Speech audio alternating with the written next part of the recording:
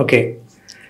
'Jabardasth' show అంటే ఆ మధ్యలో బాగా అంటే ఇష్యూస్ వైరల్ అయ్యాయి. సో, ముఖ్యంగా 'జబర్దస్త్'లో ఫుడ్ గురించి ఆ టైంలో చంటి గారు దాని మీద స్పందించి చాలా పెద్ద ఇష్యూ జరిగింది. ఏంటి చిన్న ఆర్టిస్టులకు ఫుడ్ ఇలా పెడతారు, పెద్ద ఆర్టిస్టులకి ఇలా పెడతారు, సీనియారిటీ అంటే ఇది ఉంటుందా డామినేషన్ అక్కడ? అంటే చిన్న వాళ్ళని ఇలా చూస్తారు, పెద్దవాళ్ళని తక్కువ ఎక్కువ చూస్తూ ఉంటారా ఏంటి? సార్ మీరు ఎవరిని అడిగారు అమ్మది కాంట్రవర్సీ ఉంది. నాకు తెలిసి మేబీ చిలాకి చంటి అనుకుంటా.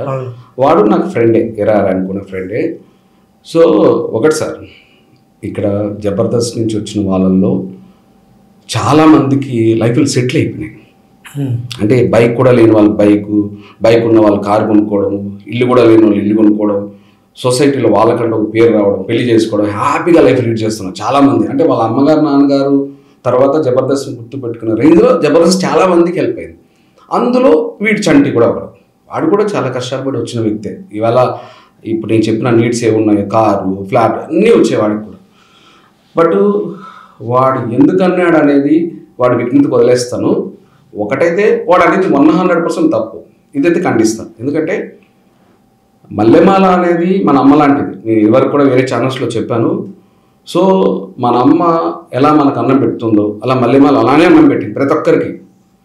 99% మల్లెమాల అనే సంస్థను అమ్మలా తీసుకుంటారు. ఎవరో 1% వీడు చంటి లాంటి వాళ్ళు తీసుకుంటే అది వాళ్ళ విఘ్నత, వాళ్ళ సంస్కారానికి వదిలేస్తారు. సరిగ్గా పేమెంట్స్ టైంకి ఇయ్యరు జబర్దస్త్ షో అని చెప్పేసి అది అంటే అదైతే ఒక ముద్ర అయితే ఉంది, నిజమేనా? అదే సార్, మనము గవర్నమెంట్ జాబ్స్ చేస్తే మేబీ 31st శాలరీ వస్తుంది.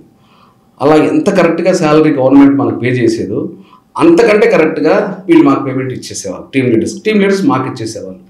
సో పేమెంట్ విషయంలో ఎక్కడ ఇబ్బంది జరగలేదు, ఫుడ్ విషయంలో జరగలేదు, మంచిగా క్యారవాన్స్ ఇచ్చారు, మా స్థాయికి క్యారవాన్స్ ఇచ్చారు అప్పట్లోనే. సో ఇవన్నీ కూడా చాలా బాగా చూసుకున్నాను. వాడేదో డిఫాల్ట్లో అన్నాడు అనేసి 100% తప్ప నేనే చెప్తున్నా. దాన్ని ఎందుకు హైలైట్ చేయాలనేది వాడి విఘ్నతకు, వాడి సంస్కారానికి వదిలేస్తా. ఇప్పుడు వాడు మన అమ్మని మనం అన్నట్టే, అది వాడు చంటి కావచ్చు, ఇంకోటి కావచ్చు. మనం మల్లెమాలని అంటే మన అమ్మని అన్నట్టే. ఇంకా అది వాడి విఘ్నతకు వదిలేస్తుంది. సో దాని తర్వాత గెటప్ శ్రీను, సుధీర్, రామ్ ప్రసాద్, ఆది వీళ్ళంతా ఎంటర్ మీ తర్వాత నెక్స్ట్ బ్యాచ్ ఆల్మోస్ట్ నేను చేస్తున్నప్పుడు వాళ్ళు చేశారు పిల్లలంతా నాకు తమ్ముళ్ళలాగే. వీళ్ళ డామినేషన్, వీళ్ళ పర్ఫార్మెన్స్ ఇంకా పీక్స్ తీసుకెళ్ళింది. దానివల్ల సీనియర్స్ ఫేడ్ అవుట్ అయ్యారు అని చెప్పేసి ఒక టాక్ ఉంది, నిజమే? అసలు నేను ఫస్ట్ టైం వింటున్నాను మీరు వేసిన కోసం. ఎందుకంటే అంతకు ధనరాజ్ వీళ్ళు అంత ఉండే కదా. సో వీళ్ళు వచ్చి వీళ్ళ పర్ఫార్మెన్స్ వాళ్ళని డామినేట్ చేసారు, అందుకే వీళ్ళు ఫేడ్ అవుట్ అయ్యారు, వీళ్ళు లైమ్ లైట్లో ఉన్నారని. అదే సార్, ఈ క్వశ్చనే ఫస్ట్ టైం నా లైఫ్లో నేను ఫస్ట్ టైం వింటున్నా. సో ఇక్కడ ఎవరు ఇంపార్టెంట్ వాళ్ళకి, సుధీర్ కానీ గెటప్ శ్రీను కానీ వాళ్ళ స్కిట్స్ పేలడం, at the same time performance బాగా చేయడం వల్ల ఎవరికి రావాల్సిన ఇండివిజువల్గా పేర్లు వాళ్ళకి వచ్చేసాయి, గ్రూప్గా వచ్చింది.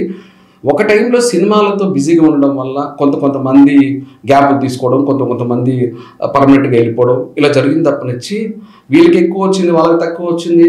సార్ ఇక్కడ మీ క్యారెక్టర్ ఏది ఉందో, మీ టాలెంట్ ఏది ఉందో అది మీకే ఉంటుంది. నా క్యారెక్టర్ ఏదుందో, నా టాలెంట్ ఏదో నాకే ఉంటుంది. అది పర్సనల్గా క్యారెక్టర్ కావచ్చు, మనం చేస్తున్న పెర్ఫార్మెన్స్ కాబట్టి. వీళ్ళకి తక్కువ వచ్చింది, వాళ్ళకి ఎక్కువ వచ్చింది, అదేం లేదు సార్. అది రాంగ్. అసలు సారీ టు సే అది రాంగ్. మరి మీరు ఎలా విన్నారు రాంగ్ అది.